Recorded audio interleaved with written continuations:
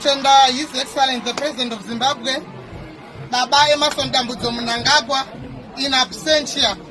Baba musipo muripo, nokuti nhumwe yenyu yasvika. Right, ndo vanhu vacho vamakatarisa ivava muri kuti kuparliament vachanogumirirai vari kubuda vachiombera maoko vachitaura kuti zvoni yanzi ed ishasha.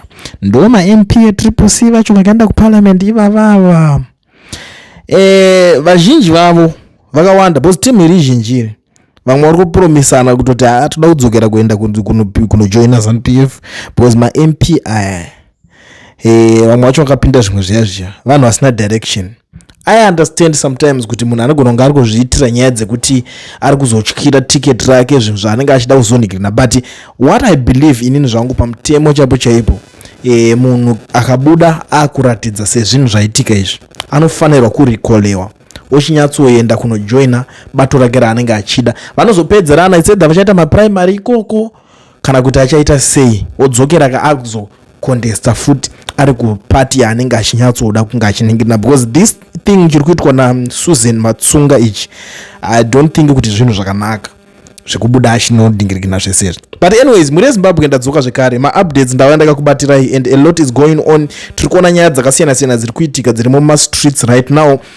Tungwarara naTagwirei ndo vamwewo vaswerawo vari vese vachimbundirana vachitamba vari paside nepaside. Mareasons avari zviri kuitwa izvi handisi kuziva kuti inyaya dzichi dziripo, but that is not the main issue yatati tifambire tinge tichitaurirana panapa, because ndozviziva kuti vanhu vanoda kuzonyanya kunzwisisa kuti what exactly is going on. Vakomana vakatanga kutamba vese rini ava inyaya dzavo obvious vanhu vemudanga 1, but pane nyaya 1 yataurwa naTagwirei achitaura kuti zvoni hanzi masanctions achiripo muZimbabwe, saka nyika zvaine masanctions hanzi masanctions iwayo kuda kuti ane munhu wese, ndo zvazvitaurwa naMr Tagwirei.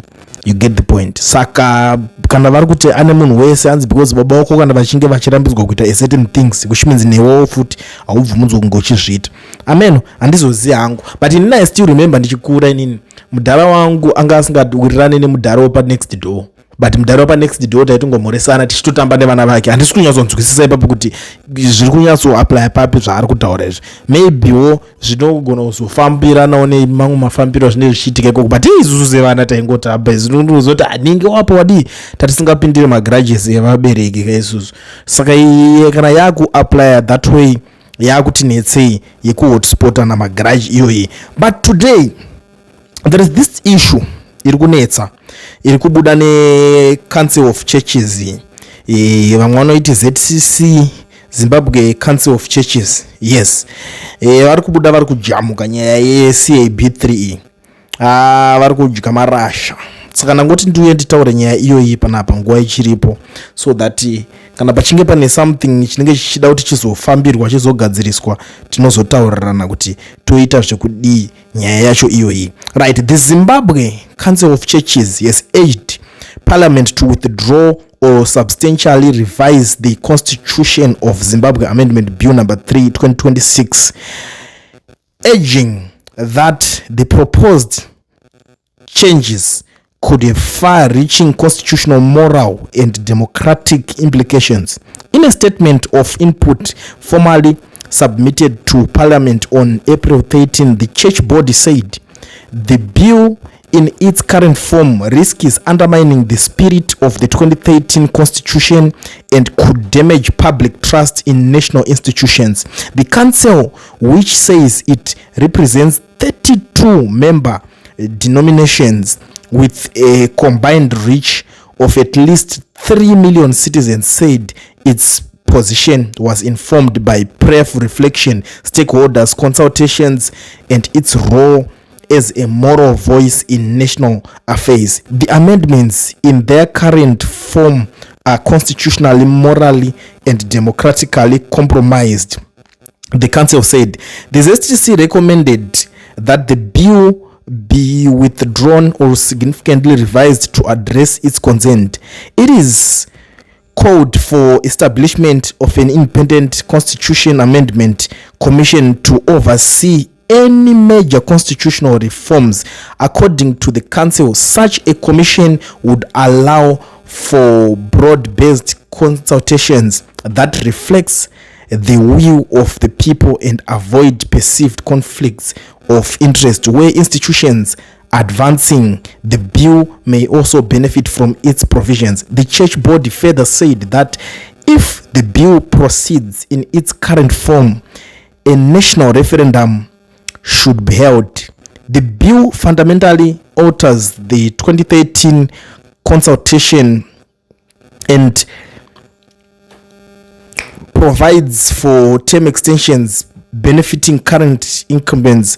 This requires direct citizen consent, not parliamentary approved by those who benefit from it.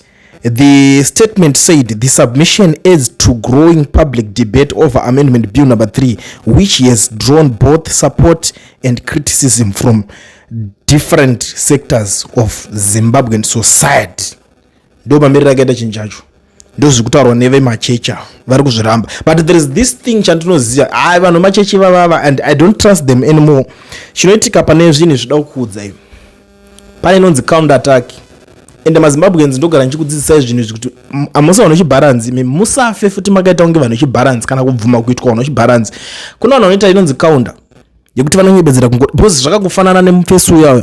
Nyaya yacho ndatoti ndichaitoitaura toonesana kuti zvii zvazorongwa ipapo pane nyaya vaya vekunzi vokuenda kukoti vaya. Una nomwe munhu anongozvingurika umwe akatoti bill racho risati ratotanga kutoadreswa risati rabuda unzi iri raapa. Umwe akabuda akatoti ndinoda kutomisa that bill risati ratobuda kudhara kuenda kukoti kunenge kuri kuda kuzotry kuda kunodiscourage vamwe kuti vozoti but ninga akazviita zvikashaya basa. Ava vakomana vemachechi avo nhasi ndo pavakusumuka, but kubva kumashure pakatanga chinhu tatisiri kunyanya kumbonzwa vachikondema chinhu ichi. Nhasi ndo pavakubuda vakuti but because zviri kudai so kuti zvingonzi but inga vanhu vakambocriticize one vakapuwa mukana vari riwo vari kuzviita genuine. Uri kuzongonzi umwe akabatwa karowa zvisingaiti, umwe akazodai so, umwe akadai, umwe akasungwa, umwe akazonzwa. I don't trust these guys inini zvangu personally. Ndine maonero angu nemafungiro angu atori different. Vanhu vemachechi, council of churches yozobuda kuti nhasi hatisi kuwirirana zvakati, ivo vachimbodya vese kudaro, vachimbobuda vachiindosa cause vanofunga kuti takangana zvakaitika 2018. Amen. It's up to you. Nyaya dzacho dzinonetsa, but MP mamona ka zvari kuita muzondudzawo zvamuri kufunga mu comment section. Nhasi handina zvakawanda zvekuswera tichiramba tichitaurirana titopedzera panapa.